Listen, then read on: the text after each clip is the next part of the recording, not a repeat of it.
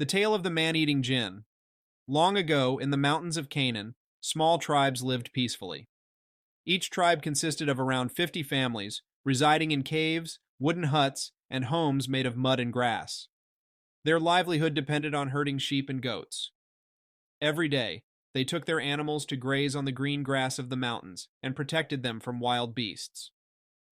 Before nightfall, they returned to their homes as darkness and eerie silence took over, broken only by the howling of wolves. Across a massive river near the Canaan Mountains lay more terrifying peaks.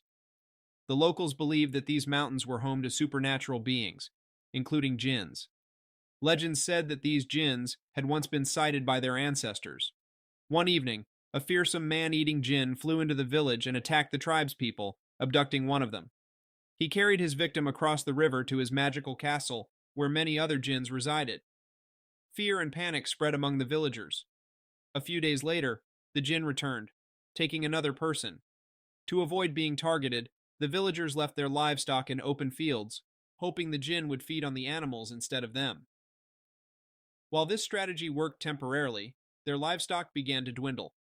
Realizing that their resources would eventually run out, the villagers feared the jinn would then target them. Some abandoned their homes and sought refuge in dense forests and caves. Among the villagers was a brave boy who resolved to rid his people of this menace. He encouraged the villagers to fight back, but they dismissed the idea, suggesting they flee to a safer place. Determined, the boy came up with a clever plan. He instructed the villagers to gather as much wood as possible. Once they amassed large piles of wood, he told them to place the stacks around their homes and soak them in oil. He explained that when the jinn attacked, they should set the wood ablaze.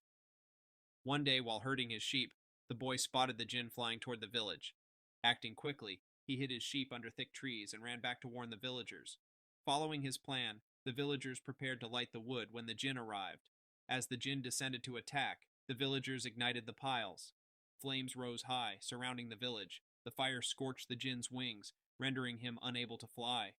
Gravely injured, he crashed to the ground. The villagers rejoiced at the success of the boy's plan.